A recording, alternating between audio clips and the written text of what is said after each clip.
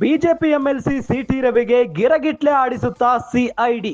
City ರವಿಗೆ shock ಕೊಟ್ಟ CID ಅಧಿಕಾರಿಗಳು.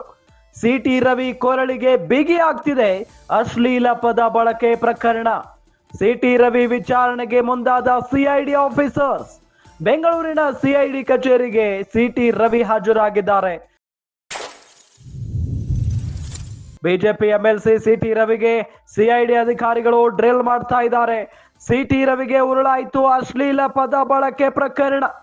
ಲಕ್ಷ್ಮೇ ಹೆಬ್ಬಾಳ್ಕರ್ ವಿರುದ್ಧ ಅಶ್ಲೀಲ ಪದ ಬಳಕೆ ಆರೋಪ ವಿಚಾರಕ್ಕೆ ಸಂಬಂಧಪಟ್ಟಂತೆ 1 ಗಂಟೆಗೂ ಹೆಚ್ಚು ಕಾಲ ಸಿಟಿ ರವಿಗೆ ಪ್ರಶ್ನೆಗಳ ಸುರಿಮಳೆಗೈದಿದ್ದಾರೆ. ವಿಧಾನ ಪರಿಷತ್ ಗಲಾಟೆ ಬಗ್ಗೆ ಸಿಐಡಿ ಪ್ರಶ್ನೆಗಳ ಸರಮಾಲೆಯನ್ನೇ ಮಾಡ್ತಾ ಇದೆ. ಗಮನಿಸ್ತಾ ಇದ್ದೀವಿ, ಬಿಜೆಪಿ ಎಂಎಲ್ಸಿ ಸಿಟಿ ರವಿಗೆ ಗೆರಗೆಟ್ಲೆ ಆಡಿಸುತ್ತಾ ಸಿಐಡಿ ಅನ್ನೋ ಪ್ರಶ್ನೆ ಇದ್ದೇ ಇದೆ.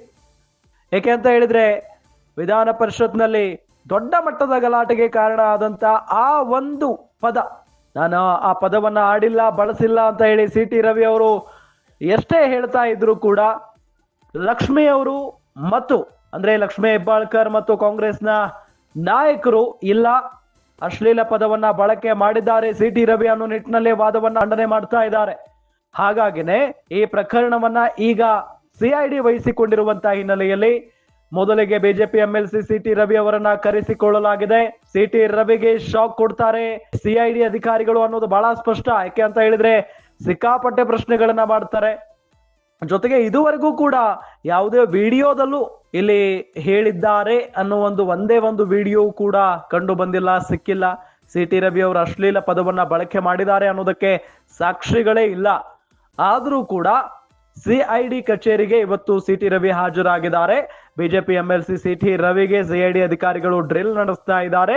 ಸಿಟಿ ರವಿಗೆ ಉರುಳಾಗ್ಬಿಟ್ಟಿದೆ ಈಗ ಅಶ್ಲೀಲ ಪದ ಬಳಕೆ ಪ್ರಕರಣ. ಲಕ್ಷ್ಮೇ ಹೆಬ್ಬಾಳ್ಕರ್ ಅಂತೂ ಯಾವುದೇ ಕಾರಣಕ್ಕೂ ನಾನು ಸಿಟಿ ರವಿ ಅವರನ್ನ ಕ್ಷಮಿಸುವುದಿಲ್ಲ ಅನ್ನೋ ನಿಟ್ಟಿನಲ್ಲಿ ಹೇಳಿಕೆಯನ್ನ ಕೊಟ್ಟಿದ್ದಾರೆ. ಹಾಗಾಗಿನೇ 1 ಗಂಟೆಗೂ ಹೆಚ್ಚು ಕಾಲ ಈಗ ಸಿಟಿ ರವಿಗೆ ಪ್ರಶ್ನೆಗಳ ಸುರಿಮಳೆಯನ್ನ ಗೈದಿದ್ದಾರೆ ಸಿಐಡಿ ಅಧಿಕಾರಿಗಳು.